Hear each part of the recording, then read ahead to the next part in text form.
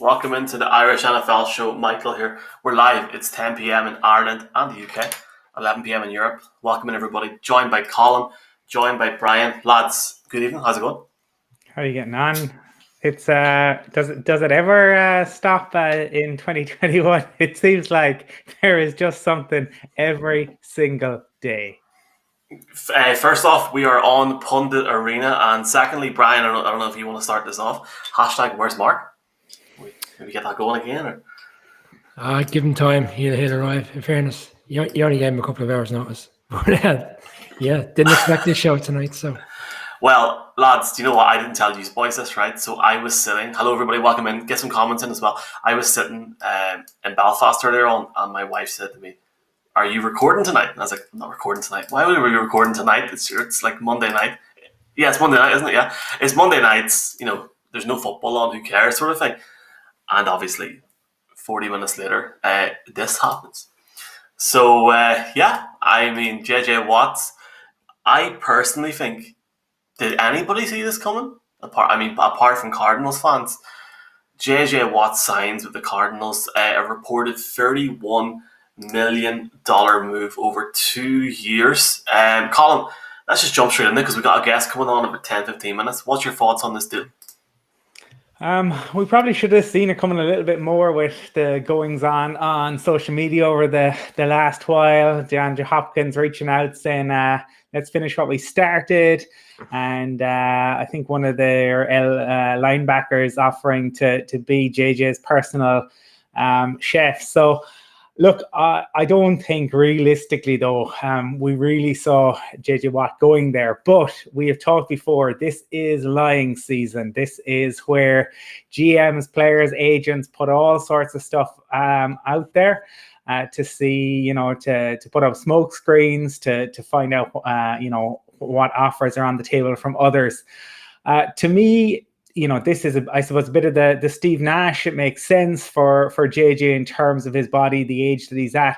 Why not live it up in Arizona? I have spent a Christmas in Arizona. It is a wonderful place in the wintertime when everyone else is snow and ice. So in comparison to Green Bay, Buffalo, or Cleveland, the climate is going to be much nicer to a guy who is, has gone through his fair share of injuries over the last number of years, but played 16 games last year.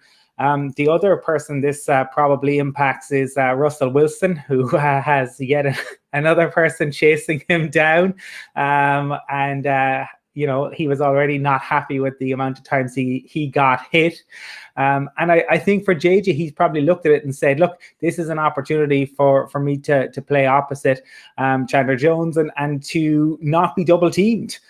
Which I'm sure he'd be quite fond of. I mean, when you look at the stats since 2012, 1 and 2 in terms of the number of sacks, Chandler Jones and JJ Watt. So you put those guys together, as long as Jones can come back from last season's injury, and that makes the Cardinals ostensibly quite formidable in terms of pass rush. I'm not sure whether I would trust Vance Joseph, but to me, JJ Watt, we've talked about before, going to bring a wealth of experience and a wealth of leadership to that Cardinals team. Now in their third season under their head coach and with Murray, I think it's reasonable for Cardinals fans to have expectations that they will make not just to the playoffs, but to make a serious, effort within the playoffs this year.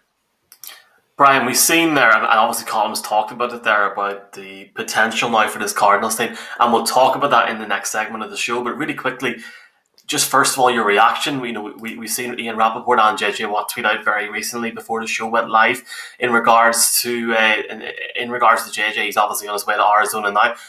Were you as shocked as I was with this? Because I don't think anybody's seen this coming over here, man. Yeah, I was, and to be honest, it's a few hours since we had the initial conversation, and I'm still torn as to whether I think it's a good move. We felt that he wasn't going to chase the money; he would have got paid, but the deal was it's 31 million, 23 million is guaranteed. So some people would say he's gone to Arizona, which has one of the least taxable. It's one of the least taxable income states in America. So that's obviously helped him financially. I think the Lance Joseph thing, I don't think we should underestimate him. Maybe how much of that factor that was, because he has played with him previously when Joseph was on the panel in Houston, in Texans, in terms of being the defensive coordinator. So he has familiarity with who he's going to be working for.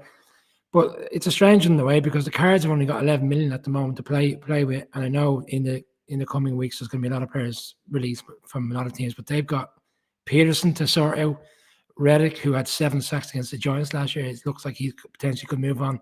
So whilst Jones is there, they are going to lose other players in the team who are good factors in terms of how well they did last year. So I think it's a strange one, to be honest. I know that D-Hop was pushing to get him there, and in a division that's a really tough division, like Seattle, we touched on Wilson. Seattle are still a really good team. The Rams have obviously made their move already, very early in this offseason, in terms of getting Stafford in. So they're obviously going to be going for it big time next year. And then you've got the Cardinals, who looked like they were the up-and-coming team last season until Murray picked up that injury. And he came back and played reasonably well. He never really was the player that we saw in the first half of the season, whilst they still had a chance to make the playoffs at the very end. So, yeah, I can see why people will say they're a team that are on the upward curve in terms of potentially moving on into the playoffs. And we did say that last week during the show. He may not just go to a team who are literally the challengers, such as the Bucs, such as the Chiefs. He might look at a team that are literally just a couple of players away from potentially having a real push. But I'm still not sure whether he will make a massive difference in order to get the Cardinals to the promised land. I understand what you're saying there in regards to maybe going to the team just under that there. Surely the Bills would be a better option, lads. Like, Kyler Murray is a good prospect. Could that team win a Super Bowl in the next 2 or 3 years? How wrong could I be proven in LA next year? I just don't see it. I'm shocked by the move, to be honest. Yeah, I read a report just around, if the Bills are to make a move to get him, if they really push on to get him, they're going to leave themselves very, very tight in terms of what they can do in free agency.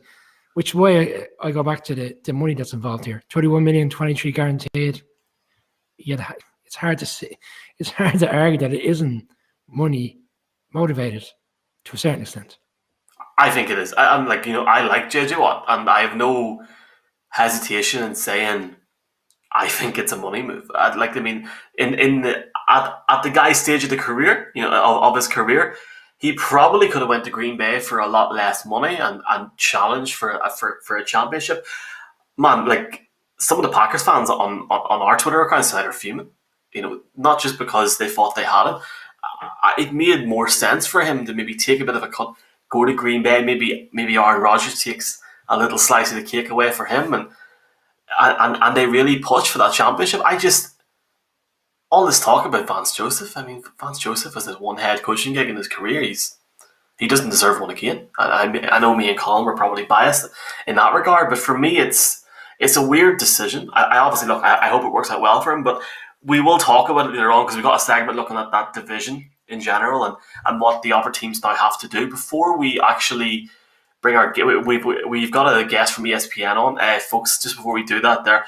Obviously, if you're listening on our podcast in audio form, please give us a subscription, recommend us to your friends, etc. If you're listening to us here now live on Twitter or Periscope or Facebook, please give us a comment and we'll try and get your views across. There's a few Cardinals fans very happy today in Ireland and the UK. Lads, I guess for me, the next topic before we have our guest on, and I know we've touched on it a wee bit, and hopefully by the time we finish this, Mark comes in, who knows? But are the Cardinals now contenders? I'm going to start this off very quickly. What's the impact of this move for Arizona?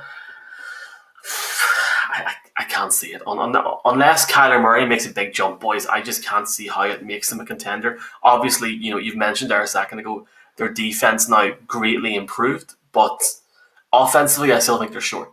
It obviously improves the team, but does it improve the team to the point where they're getting deep in the playoffs? I don't think so, to be honest with you. Which is why, Brian, I go back to what you're saying there a minute ago. It does seem financially motivated, but at the end of the day, if we were in his position, we probably would have done the same. Colin, what do you think? I think, honestly, I think you were being very harsh on JJ Watt. I think the Cardinals were there or thereabouts last year. I don't see why they can't take a jump with him. And also the fact that, I mean, he's going to know some of the people there. We don't know what kind of conversations he's had with Hopkins. Maybe he's heard great things about playing there, what the coaching staff is like, what it's like to live in the area. Maybe he wasn't as impressed when he talked to people about the other teams. I don't think it's all about money.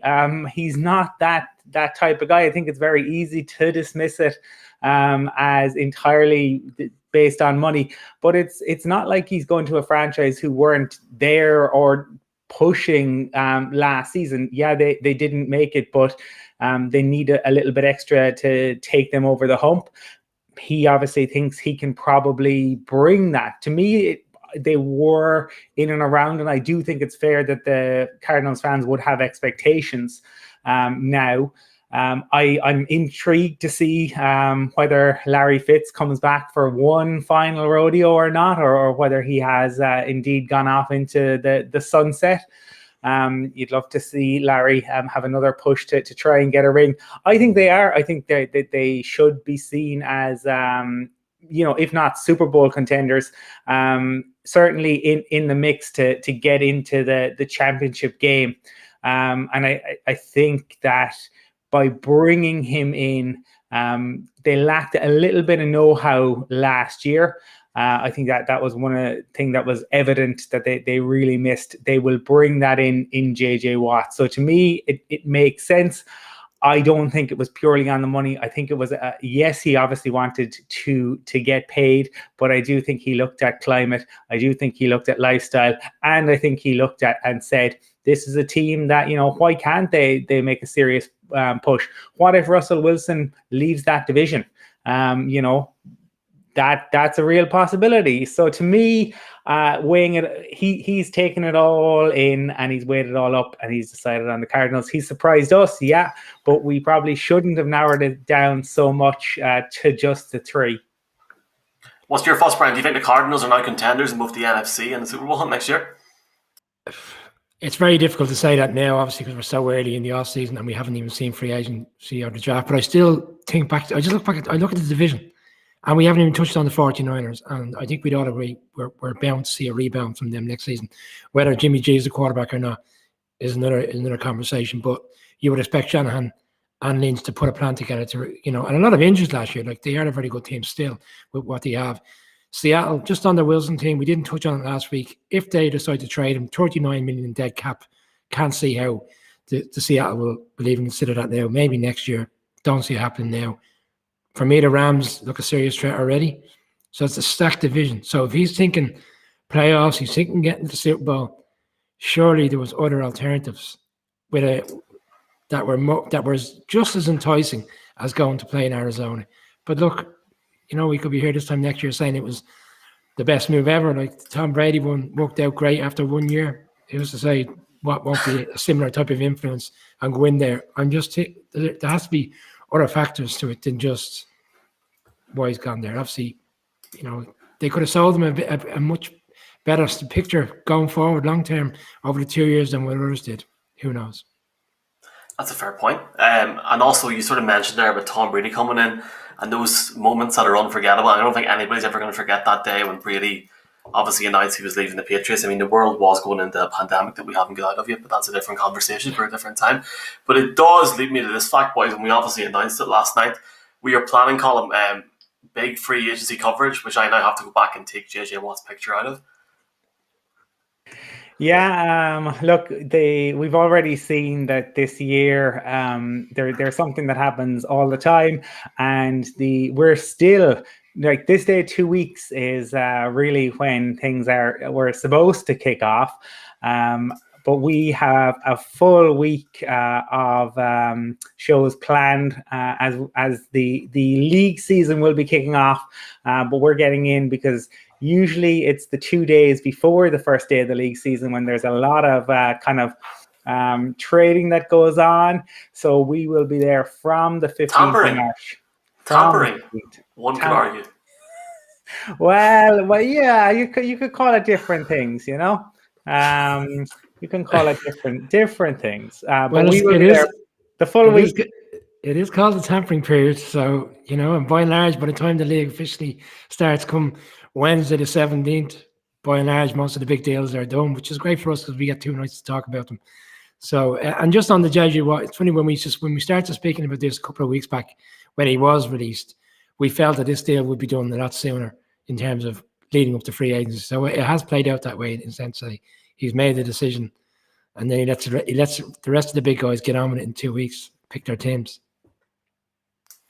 I agree, and it's gonna be fascinating to see what happens over the next 2 or 3 weeks. But even then, it doesn't really die down because we still have the draft talk as well. So it's one of those seasons where it just hasn't stopped.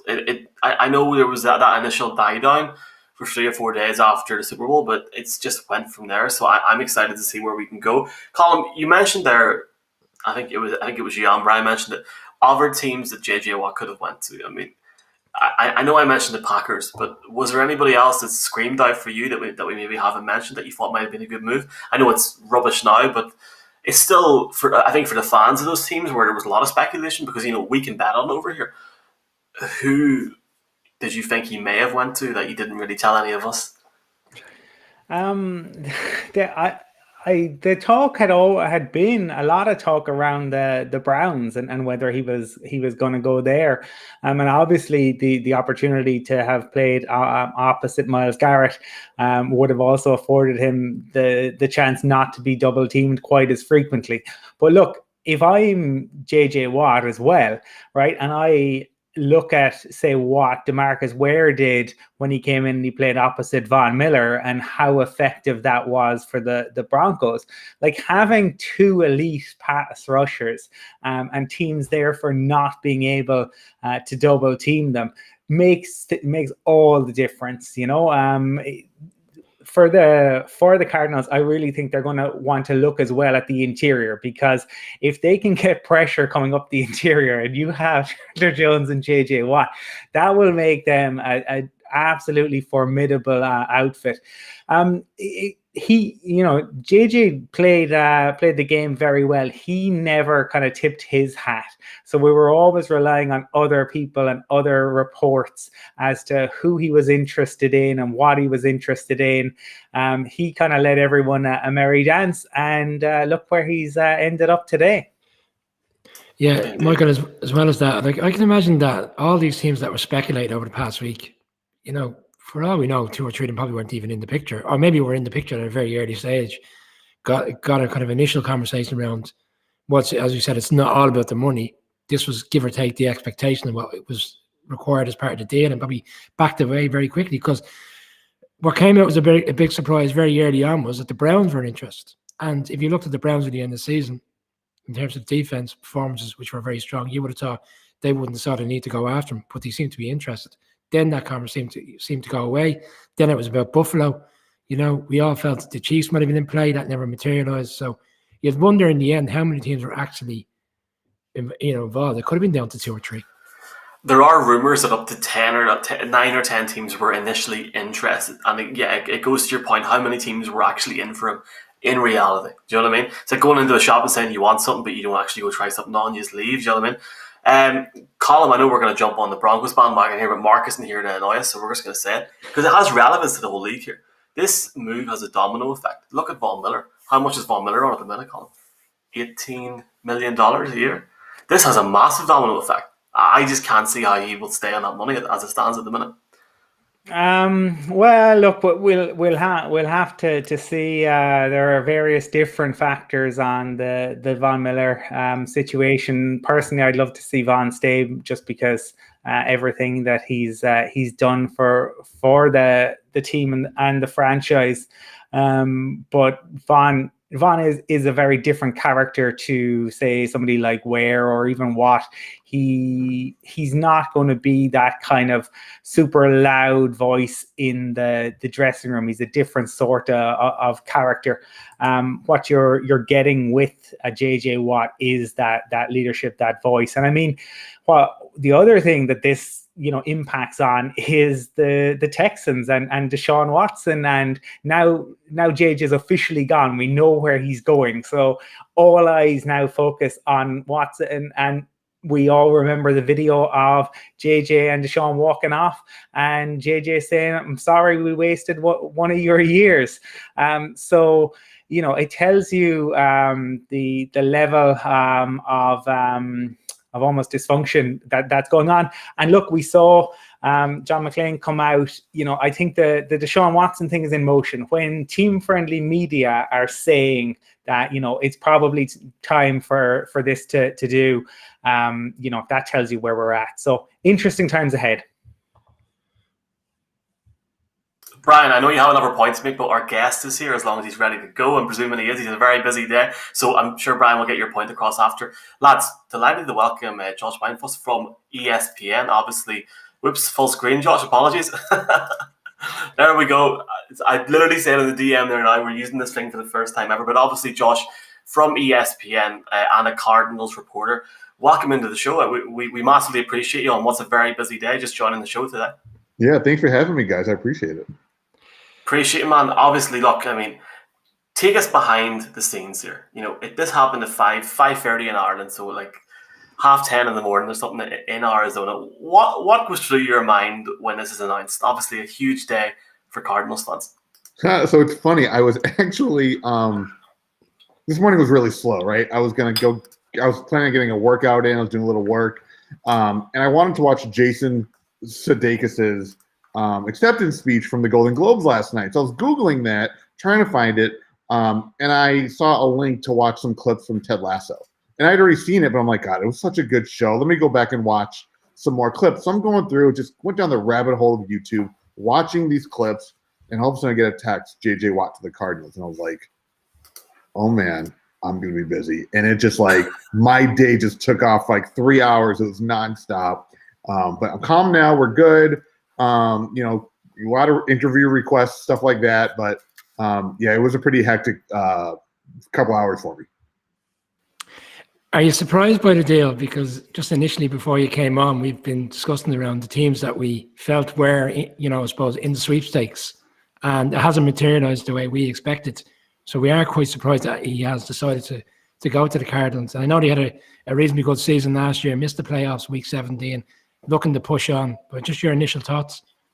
You're not the only one who's surprised. I think a lot of people are shocked. I was a little surprised. For a long time, we heard the Bills were in, we're going to be a team he was interested in. The Packers, there were a couple others, but you never heard the Cardinals. And, I've done this long enough where when you start hearing those, when you start hearing information from a variety of different people and it's all the same, you kind of have an idea where it's coming from, right? So you kind of knew that this is actually what was happening. But for the Cardinals news to break today and it be the Cardinals, like, I was a little taken back because A, you didn't hear anything about them being involved, and B, I didn't necessarily think they had a need for another pass rusher. So it kind of led me down two paths of thinking. One was they're going to pair him with Chandler Jones and have this incredible pass rushing duo, or they're going to figure out that they might be parting ways with Chandler Jones. He's a $20 million cap hit in 21, and with the lower salary cap around the league, it's not crazy to think that a team might have to part ways with a player of that caliber, even though the Cardinals GM, Steve Keim, said he, quote, rejected the idea of cutting Jones. But the finances, money talks. And I think that at some point they might have to take a look at it, but there are other ways they can get around it. So those are kind of my two ways of thinking with all this. But I was just as shocked as everybody else. Gosh, I suppose we were talking as well. You've got two Broncos fans in myself and Michael, and obviously we remember when the Broncos brought in DeMarcus Ware and paired him with Von Miller and the success that had there. And I suppose one of the things was a feeling, and this is from the outside, be interested in hearing your perspective, that maybe one of the things that the Cardinals lacked last year was that little bit of know-how, a little bit of extra leadership, and that one of the things that Watt really brings into the building alongside his playing ability. I would agree with that to a point. I think that they had all that on the team. They just weren't healthy. Guys like, Corey Peters, he got hurt. Chandler Jones got hurt. He brought some of that. So it was there, but it wasn't there, if that makes sense. So adding a guy like J.J. Watt, I think will add a lot of experience. There's a lot of respect. There's a huge respect factor around that locker room now with him. And I think that that's going to play a huge role in his add to this team, right? Guys are looking at him and be like, holy cow, you're JJ Watt, right? So that's going to be a big part of it. And then obviously getting Chandler Jones back. We don't know what's going to happen with Corey Peters. He's a free agent. So yeah, I think adding him could add to some of that leadership. Having a veteran guy like that, a superstar like that, it can add, it can help. But I think that they definitely had that last year. It just wasn't readily available, I guess you could say, because those guys weren't on the field every down. So it's going to be there with Watt. It's just a matter of, will he stay healthy? I mean, I think it's a valid question. He's played 16 games, I think, twice since 2015. So he definitely carries that with him. They have other guys who can carry that with them too. So it's just going to be a matter of how it all, how the locker room works when you have a new guy like this of that stature coming in. It's going to be really interesting to see what a reinvigorated JJ Watt might be like in Arizona. Man, look, I'm just going to jump in here now selfishly and say, love Ted Lasso. Love it. Fantastic. It's great. Very underrated. If these two boys haven't watched it yet, get onto it. We actually had this discussion before you came on the show, and look, I mean, obviously you work in the market there in Arizona, so it might be a different conversation, but how much of this today do you think raises the ceiling for this Cardinals team? Do you sort of think it's not a big deal because you think there's a lot of talent there, or do you think this changes the game in Arizona for the Cardinals going forward? It's a good question. I think it should raise the game for them, right? They go 8-8 last year. They missed the playoffs. That had a lot to do. That had more to do with the offense than it did with the defense. But now you add a guy like JJ Watt, and if he plays up to his potential, coupled with Chandler Jones playing up to his potential, this defense could be very, very, very good. There will be some other areas they need to address that could really make this defense very good.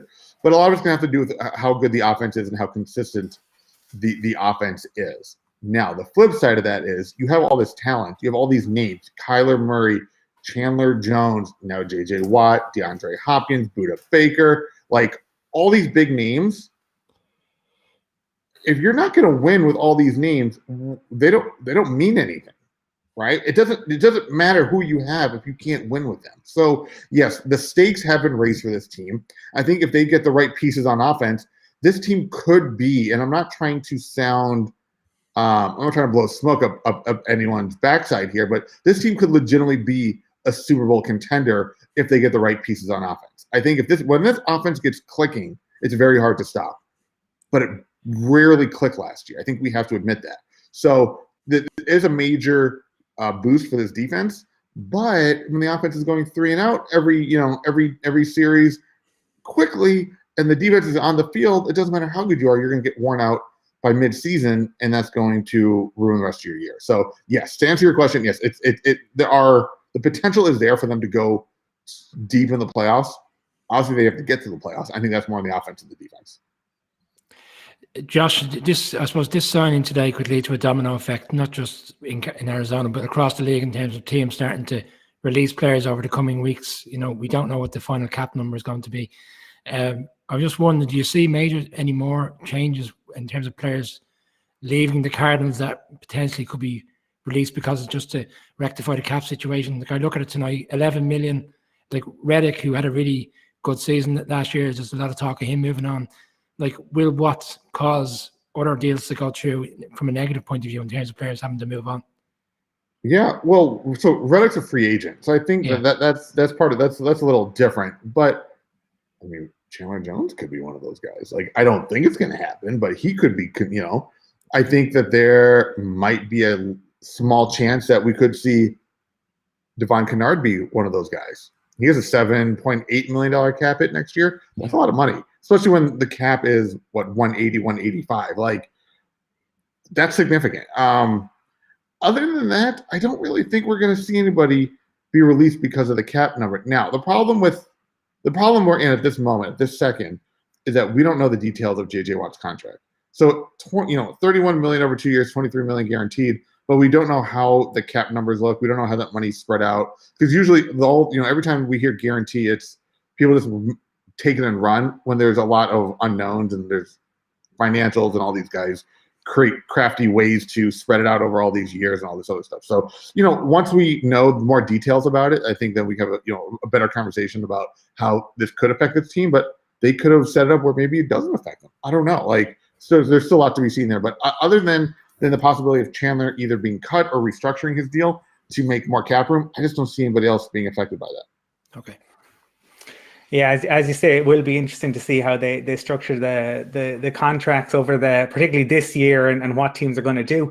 I suppose just wondering, with you being covering the Cardinals, in terms of Larry Fitz, is there any thinking on what Larry might do? Are we going to see Larry come back for one last rodeo? If I had the answer to that, I would be driving to Las Vegas right now and making a lot of money. In short, the answer is no. We have no idea what he's doing, and it's interesting to me because we've played this game with him for the last 4 or 5 years, and we've never waited this long into the offseason for him to decide. So that means one of two things, to me at least. One, it means he's done. He's retiring, because he's always said when he retires, he's going to ride off into the sunset. He doesn't want the pop in circumstance. He doesn't want the farewell tour, none of that stuff. So maybe he's just done. All right, maybe this is it.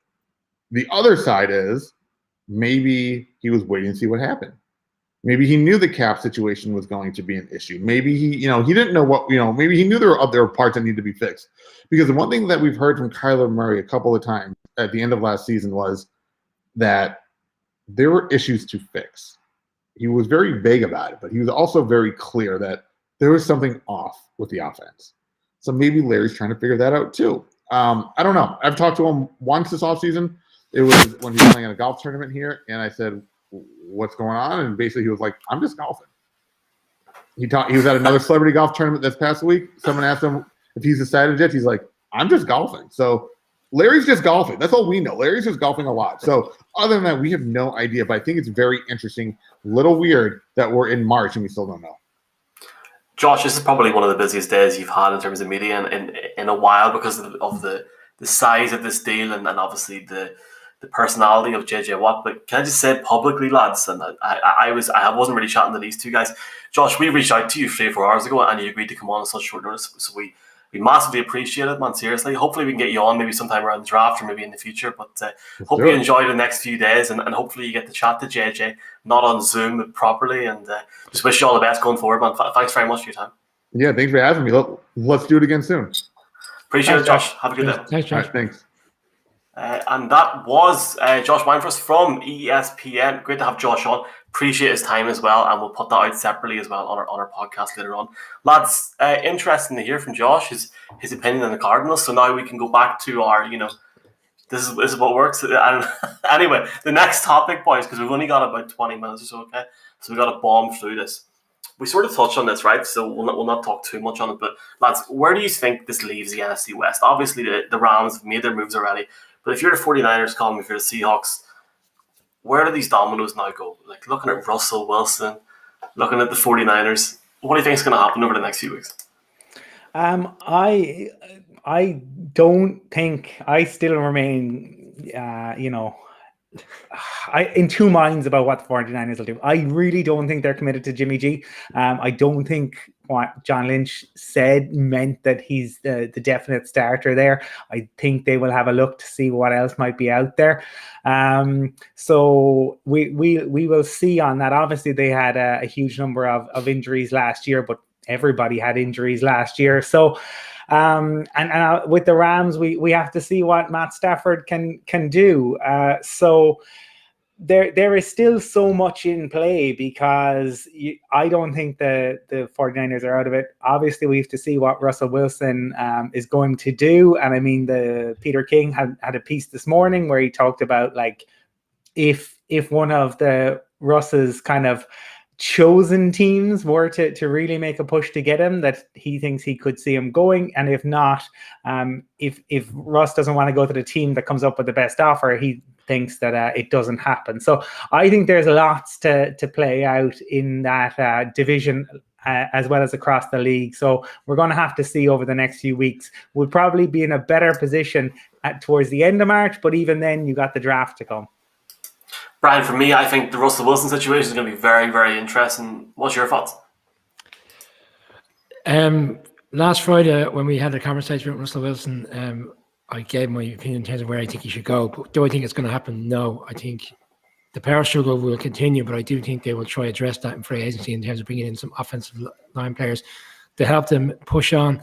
And that 39 million cap hit for me just doesn't make sense for them to do it now, but you could foresee it happening this time next year. 49ers, 1st of March, I'm going to make a prediction now. 49ers will draft Mac Jones from Alabama as their quarterback, and he will sit behind Jimmy G for a year. And Jimmy G will be moved next year because they won't get it. They won't get the trade that they want from now. So there's my wild out there pick on the 1st of March, and still think they're a reasonably good team. So they'll be in play, and I'm still not sure what we'll see from Arizona. So I don't like this camera angle, by the way.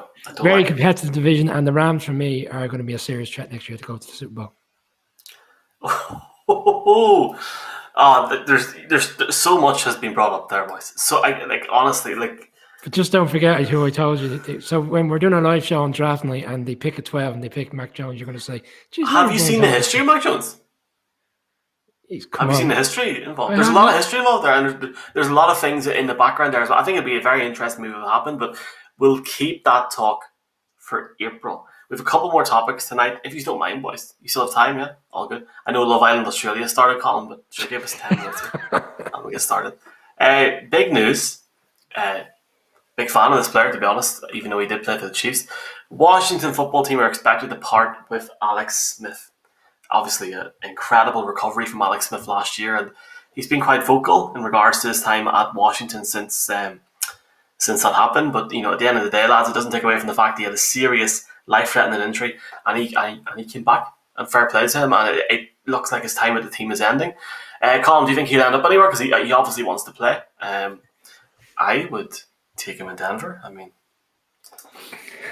Look, it's been an interesting kind of week, I suppose. I think it was about a week ago he gave the interview to GQ, and he made some pretty explosive comments about his time in Washington and how he didn't feel the team believed in him, how they didn't really back him, how they either pitied him or patronized him. And that I think the words he used were he threw a wrench in their plans by coming back.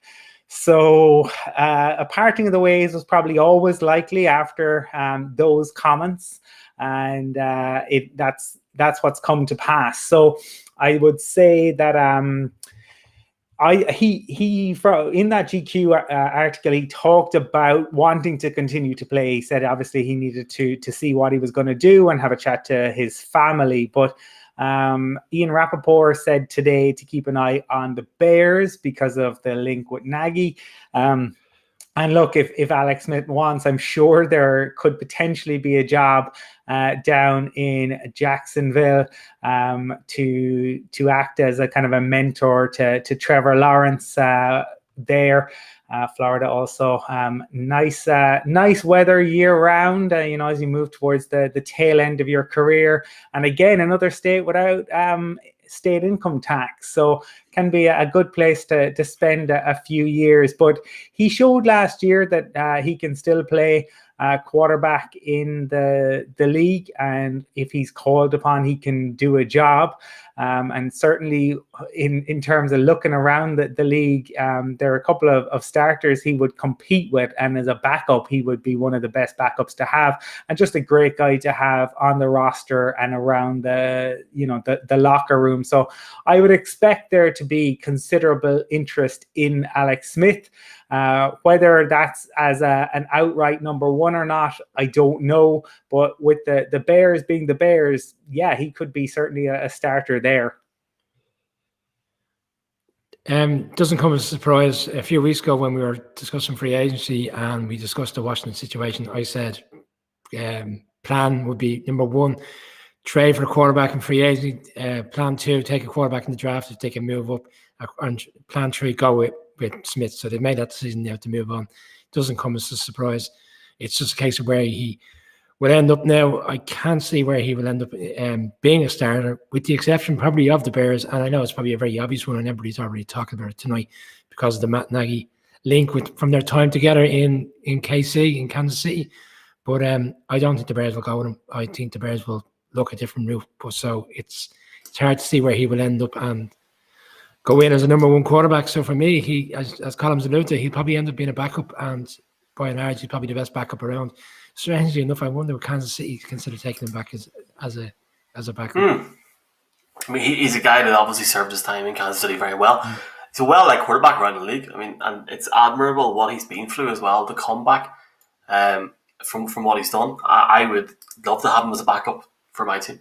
If he ends up in Jacksonville, well, then his agent needs to send a few quid as a commission to Colin, because Colin has been pushing that Jacksonville move for about a month now. So Colin loves these states with no income tax. It makes a lot of sense. Look, he did a fantastic job, and I suppose part of that is because I had to listen to a quarterback right into Denver and say that it's not my job to be a mentor, and people nodded like, their heads nearly fell off, nodding, going, "Oh yeah, he's dead right."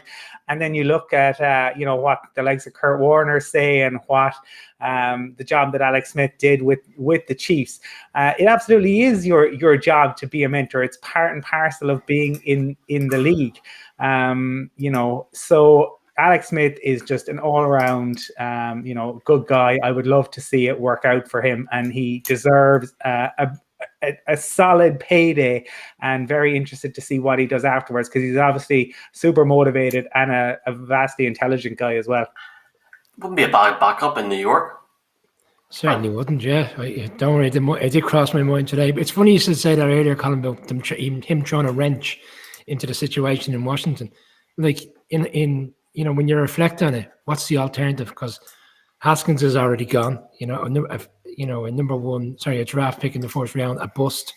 And then obviously they only kind of picked up on Tyler Huntley towards the end of the season. And he came in when Smith was injured. So it's not like they had a lot of quarterbacks in the background that they could choose from. So in fairness, I think they did Smith a bit of a disservice to in terms of releasing them so quickly as they have done. Well, and obviously it's not gone through officially, but it's only a formality at this stage. Yeah, sorry, I'm just looking at the news about Ireland hosting the World Cup in 8 years. Sorry, boys, sorry. It's all over the internet. Go look at it after this show. We've got one more thing to talk about here. Will we have the vaccine by then? Well, I already have, so that's a whole different conversation. Yeah. Will the NFL start and expand its schedule in 2021? This is the last topic tonight. Hopefully it'll last until Friday, boys. Also, just before let's just very quickly. It would be great to chat to Alex Smith in this show.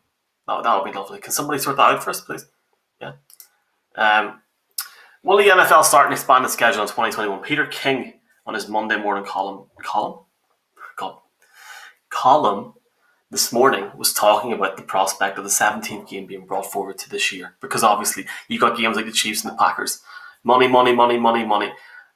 Let me just say this before we move forward. I'm actually of the opinion now that there's no way the London games are happening now. I didn't say this last week, so I'm just going to publicly say it now because Mark's not here to chastise me. I want them to happen, but I don't think it's feasible because we're sitting in February, March time here, and I don't think it's feasible for the NFL to sort it out in that time frame. So I'm just going to say it now. For me, it would look like they might do the 17 games column, but they'll do it in the States for a year, and then it could be a fantastic way for games to be moved around the world next year, couldn't it?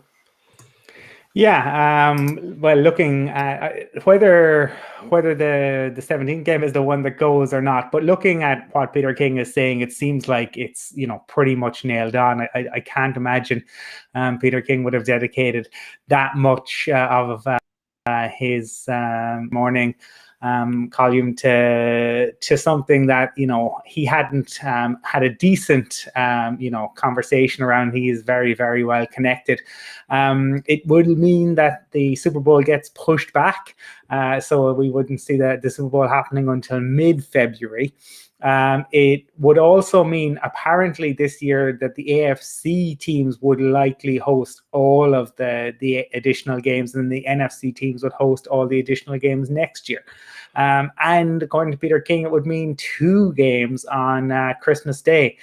So for those of us who would like something else to watch on.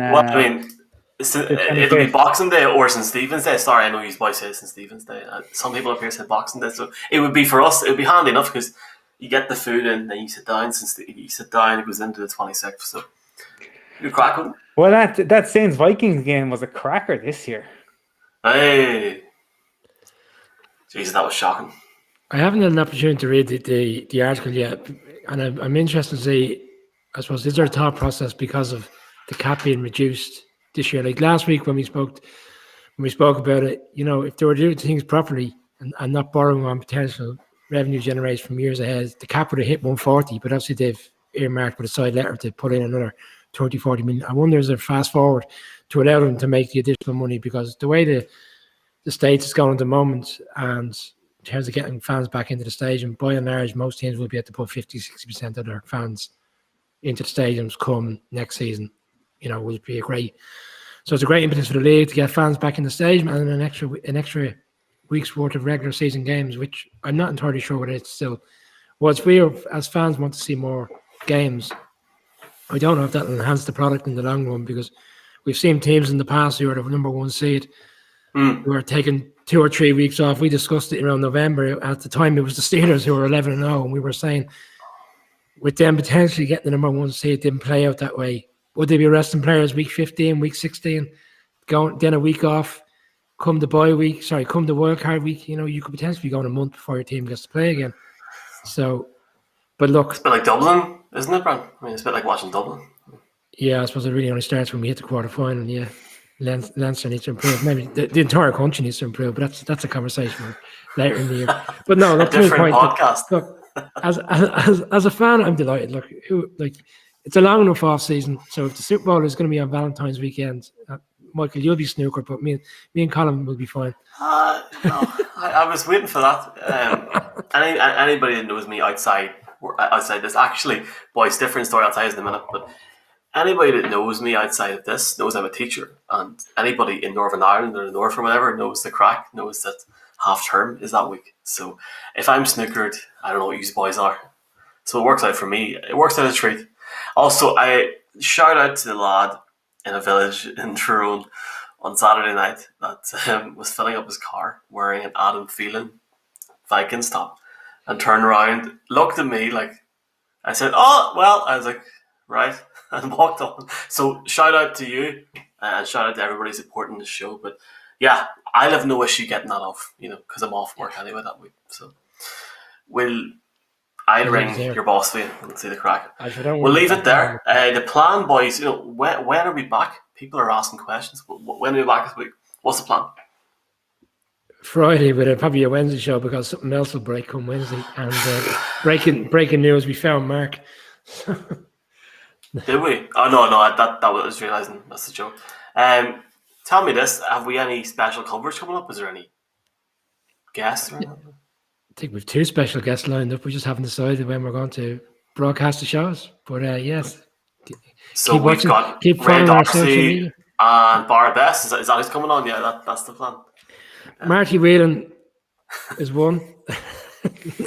No, we have 2 really good guests lined up, and hopefully we'll be able to broadcast them towards the back end of the week. And we're working on that, and all will be revealed when Magic Michael announces it later in the week. Sure. I had the announcement for my car park today, so hopefully it doesn't come to that again. But look, lads, good to chat to you. And hopefully it doesn't happen in such crazy circumstances next time. But the big news tonight, obviously, JJ Watt has went to the Cardinals. If you're listening to our podcast, please you can't like a podcast, please give us a rating and subscribe and share. And if you're watching us on Twitter, Facebook, etc., please share, please retweet and like, etc. Thanks for your time, lads. See you later on. Cheers. See you later.